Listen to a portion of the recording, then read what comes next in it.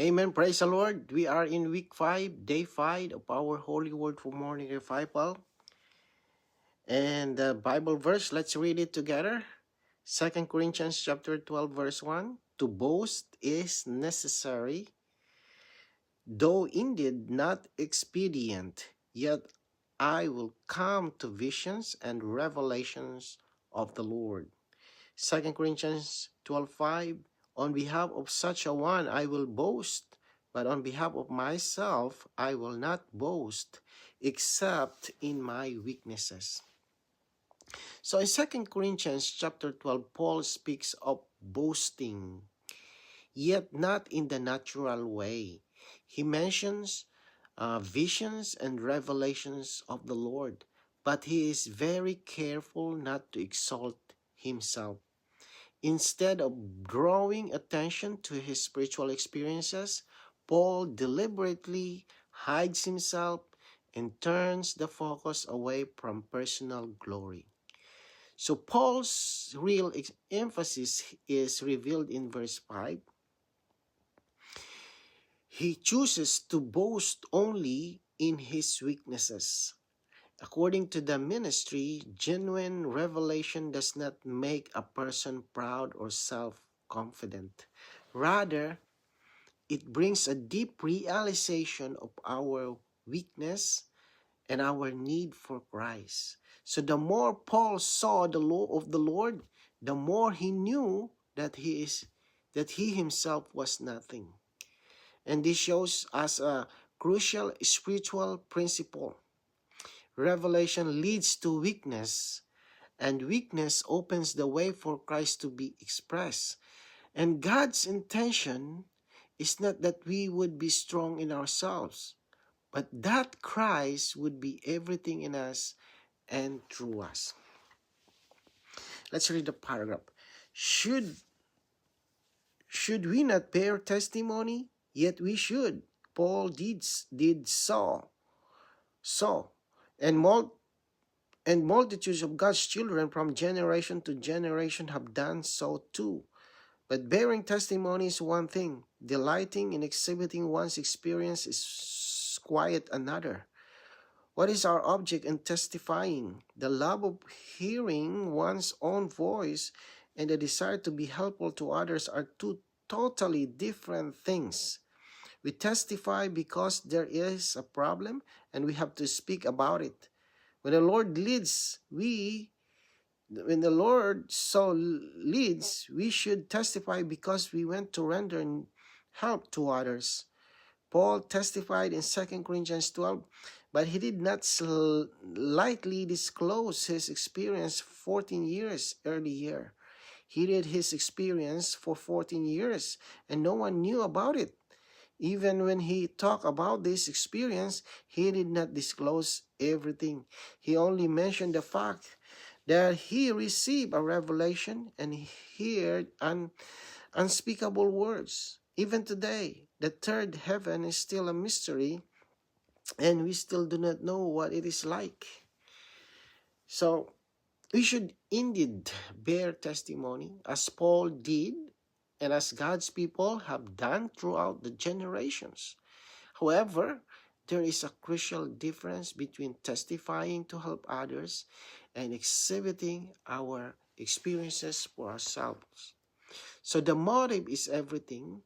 The desire to hear one's own voice is altogether different from the burden to render spiritual help. According to the ministry, testimony should never be light or display oriented. Paul is a strong pattern. Although he received an extraordinary revelation, he did this experience for 14 years. Even when he finally spoke of it in 2 Corinthians 12, he disclosed almost nothing, only that he received a revelation and heard unspeakable words. He did not explain the third heaven, nor did he try to make it impressive. He didn't say, oh, it's so nice in there. You have to go there. He didn't say like that. Anyway, this shows us that genuine spiritual experiences are hidden, restrained, and governed by the Lord's leading. We testify not to draw attention to ourselves, but because there is a need and because others may be helped. Right? True testimony always preserves mystery, humility, and the exaltation of Christ, not the experience itself. So let's read the paragraphs. Today's reading. The Lord Jesus sometimes gave his testimony, but he was never talkative. The Lord healed the sick and insisted that the story of the healing be kept secret. This charge is repeated again and again in the Gospel of Mark. Once the Lord told a certain person, "Go to your house, to your own people, and report to them what great things the Lord has done for you, and how he has had mercy on you." We may speak of the great things the Lord has done for us, but we must not publish these things abroad as items of news. This only exposes ourselves as being without any root. To be without root is to be without any treasure. It is to be without any hidden life or hidden experiences. It is essential that some of our experiences remain covered. To uncover everything is to lose everything. The Lord Jesus himself is our highest pattern. Although he did many great things, works, he was never talkative or, display what he said, what he's done. Again and again in the Gospel of Mark, after healing the sick, he charged people to keep the matter secret. And this shows that spiritual reality does not seek publicity. So at times, the Lord did allow testimony, but even then, it was very limited and purposeful. Report what great things the Lord has done for you and how he has had mercy on you. So the emphasis was not on the experience itself, but on the Lord and his mercy. So according to this paragraph, when experiences are quickly published and spread like news, this exposes lack of root. To be without root is to have no hidden life, no stored up, all right, treasure with the Lord. Genuine spiritual experiences need covering. Some things must remain hidden between us and God. If everything is uncovered, everything is lost. What is hidden becomes our root. What is preserved becomes our supply. So let's read. Let us also remember that if we display our treasure, captivity cannot be averted. Death and exposure go together, and spiritual dryness and exposure also go together. Even if we have to give testimony, we have been like Paul, who boasted out of necessity, though indeed not expedient. Satan's attack often comes at the time of a man is exposed. Many people are healed of their sickness and they testify for the Lord of God. But many testimonies of healing are not for the glory of God, but for the glory of one's own faith. As a result, the sickness comes back. And this shows us that God covers all who cover their roots, and God does not protect those who disclose their roots. They will be exposed to attacks. If God wants us to testify, we still have to do it. But there are many things that ought to be hidden away. So this paragraph gives us a sober reminder. Exposure brings captivity. dryness, and even death. So when spiritual treasure is displayed openly, protection is lost. According to the spiritual ministry, spiritual dryness often follows exposure. And because hidden life is the source of strength and preservation. So even when testimony is necessary, it must be given with restraint, just as Paul testified out of necessity. Though indeed not expedient, Satan's attacks often come at the moment of exposure. So when testimonies, especially testimonies of healing, appear to glorify God outwardly, but inwardly they may exalt one's own faith. When this happens, the protection is removed and the sickness or problem may return. So this reveals a crucial principle. God covers those who cover their roots. Hidden experiences are guarded by God, but disclosed roots invite attack. If the Lord truly leads us to testify, we should obey. Yet, many experiences must remain hidden with Him.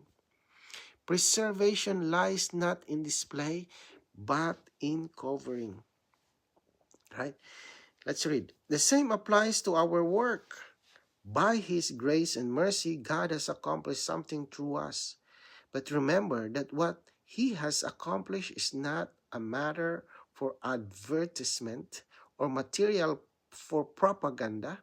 If we expose the work of God, we will find that the touch of death comes upon it immediately, and the loss will correspond to the extent to which we expose ourselves. As soon as David numbered the children of Israel, death set in.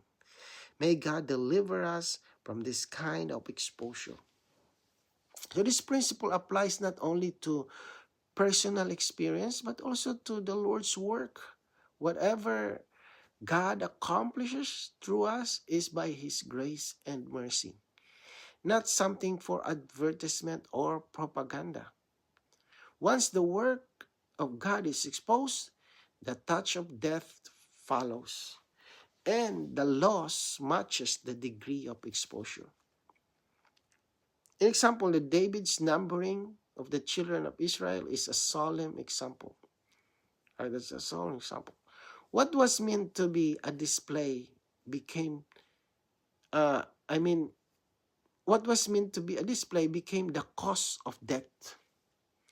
And this shows that counting, displaying, and advertising what God has done brings damage rather than blessing. So according to the ministry, God preserves what is hidden. Exposure invites loss. May the Lord deliver us from the desire to display, and may He keep both our experiences and our work covered before Him, where life Sorry, I can't do that when downtime is on. and protection remain. Amen. So let's read. Whatever secrets we have with the Lord must be preserved. Only if He moves within us to reveal something, there we reveal it.